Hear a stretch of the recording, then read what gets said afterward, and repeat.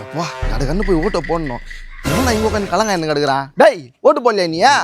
ஐயா அங்க போய் யார் லைன்ல நிக்கிற நாவல நீ போ. டேய் என்னடா இப்படி பேசுற? இது உன்னோட ஜனநாயக கடமைடா. இவ்வளவு சோம்பேறித்தனமா பேசுற? அடே உன்னால அவன் கடுப்பேத்தினுக்கிறான். கோபாலே, எந்த விஷயத்துலனாலும் சோம்பேறித்தனம் பண்ணலாம். ஆனா நீ இந்த விஷயத்துல சோம்பேறித்தனம் பட்டனா நீ இந்த நாட்டுல இருக்கிறதுக்கு தகுதியே இல்லாதவன்டா. ஆனா இப்படி சொல்றான். நீ கலங்க ஆடு. இவ்வளோ நான் சொல்லி நீ கலாங்க ஆடுற. நீனா மனுஷனா நாடா? டேய் உன்னை தானே பிரச்சனை.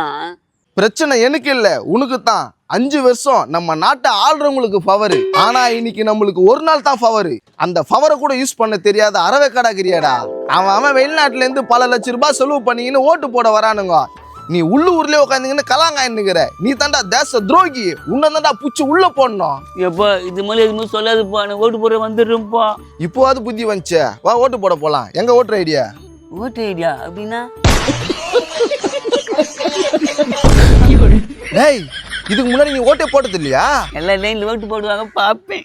அதுல இதுகிட்ட போய் மூச்சு பிடிக்க பேசினிருந்தேன் பேர். போய் உட்காந்து கலங்க வாயின்னு கேட்ட. மக்களே எல்லாரும் ஓட்டு போட்டுருங்க. இது நம்ம ஜனநாயக கடமை. நான் போய் ஓட்டு போட்டுறேன்.